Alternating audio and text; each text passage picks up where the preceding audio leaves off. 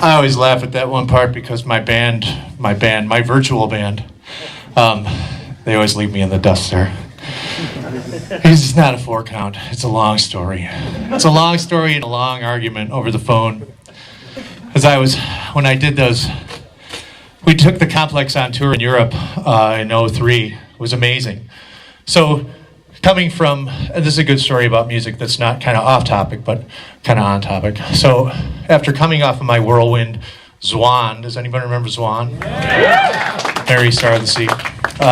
So after coming off of that blistering success, just kidding. It was time for Jimmy to do his own thing. So we did the Complex, and it was interesting because, and this is kind of goes back to what I'm talking about.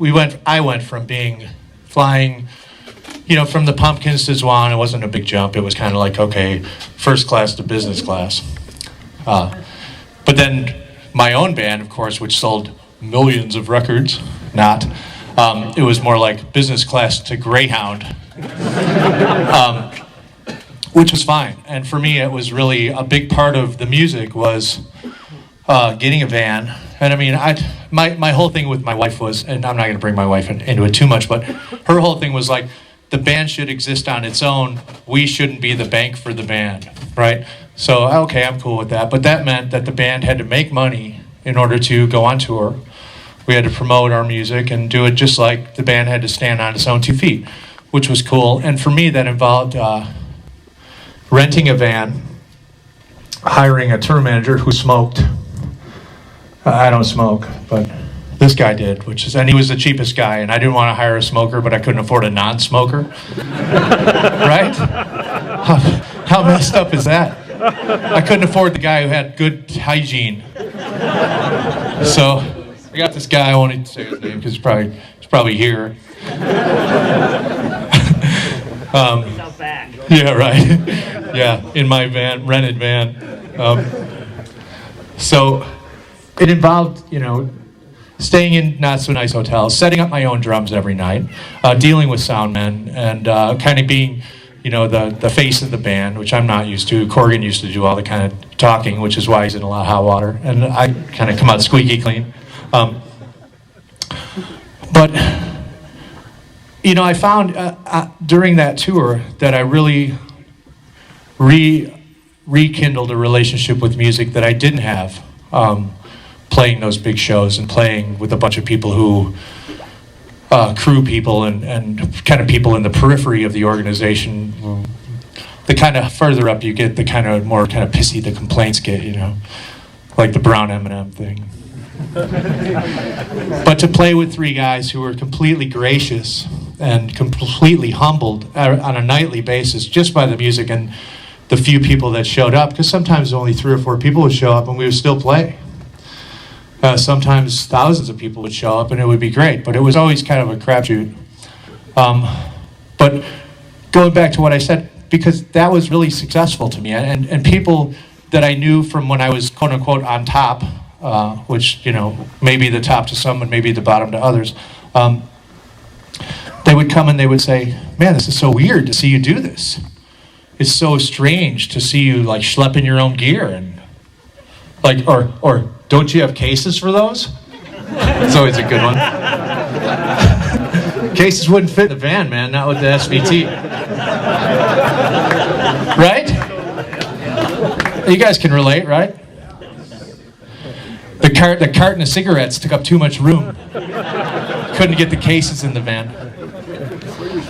But so we managed to sell quite a few records, and the record does well today because I think there's an honesty to that music that really is hard to find these days unless you go searching for it. And I'm not going to get into I'm bagging on music right now because I think there's a lot of great music out there right now. And I think the difference is, and I think we need to be aware of, when I was growing up, there was kind of only 1 or 2 faucets that you could turn the handle on and get music out of.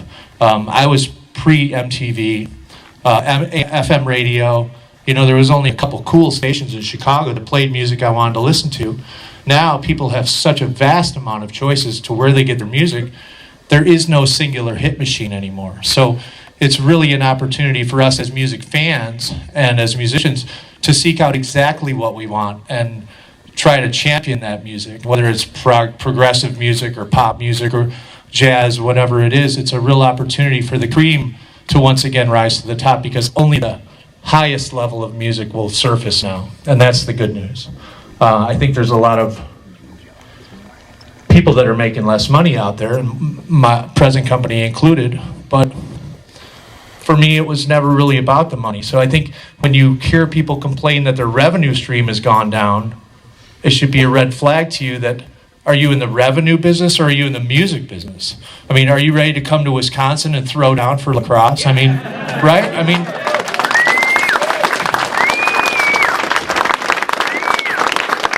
because that's why we're all here.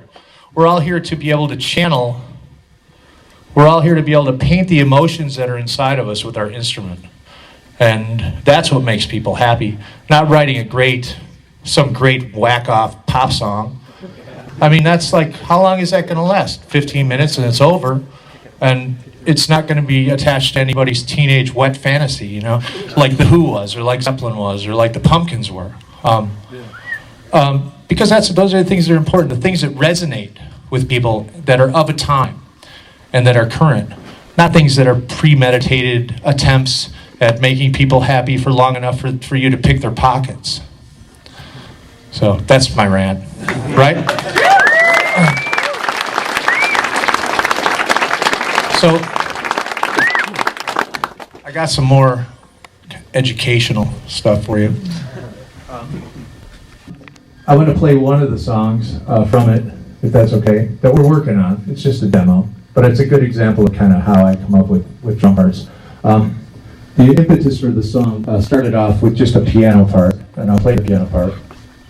Thanks, man. This is what the piano riff sounds like with my cymbal intro.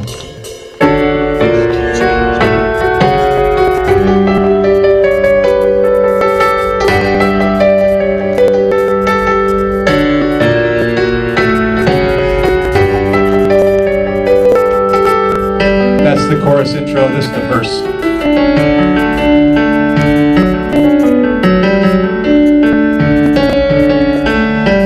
Okay, so, right? It's cool. It's just a quantized piano part. It's not the real song, all right? I'm just using it to demonstrate. Okay, so the first thing I heard in my head when I heard that was like, okay, this could be kind of a cool Keith Moon Who type of opus.